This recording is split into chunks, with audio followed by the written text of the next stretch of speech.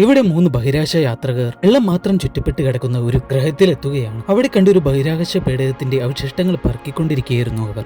പെട്ടെന്ന് ആകാശം മുട്ടി വളർന്നു നിൽക്കുന്ന ഒരു പർവ്വതം പോലെ ഒന്ന് അവരുടെ നേരെ നീങ്ങി വരുന്നതായി അവർക്ക് കണ്ടു. അത് ആ ഗ്രഹത്തിൽ എപ്പോഴും നടന്നുകൊണ്ടിരിക്കുന്ന പ്രത്യേക പ്രതിഭാസമായ സുനാമിത്തിരകളായിരുന്നു. അതിലൊരു ബഹിരാകാശ പെട്ടെന്ന് വെള്ളത്തിൽ ഒരു അവശിഷ്ടത്തിന്റെ അടിയിൽ പെട്ടുപോവുകയാണ്. ഇത് കണ്ട് മനസ്സിലാക്കിയ അവരെ കൂടെ ഉണ്ടായിരുന്ന ഒരു ആർട്ടിഫിഷ്യൽ ഇന്റലിജൻസ് റോബോട്ട് അവളെ രക്ഷിച്ചുകൊണ്ട് തിരികെ ആ പേടകത്തിലേക്ക് എത്തിക്കുകയാണ്. അടുത്തതായി അവർക്ക് എന്താണ് സംഭവിച്ചതെന്ന് അറിയുന്നതിന് മുമ്പ് ചാനൽ ഒന്ന് സബ്സ്ക്രൈബ് ചെയ്യുക. ഈ സിനിമയെക്കുറിച്ച് അറിയുന്നവർ ഈ സിനിമയുടെ പേര് കമന്റ് ചെയ്യുക. ആ ഭീമൻ സുനാമിത്തിരകൾ അവരുടെ പേടകത്തിന്റെ തൊട്ടടുത്തെത്തിയിരുന്നു. ഇവിടെയുണ്ടായിരുന്ന ആസ്ട്രോണറ്റ് കയറുന്നതിന് മുമ്പ് അയാളെ ആ തിരമാലകൾ അടിച്ചു കൊണ്ടുപോവുകയാണ്. അദ്ദേഹത്തിലുണ്ടായിരുന്ന ബാക്കി 2 ആസ്ട്രോണറ്റുകളും ആ പേടകത്തോടു കൂടി തിരമാലയിൽ അകപ്പെടുകയാണ്.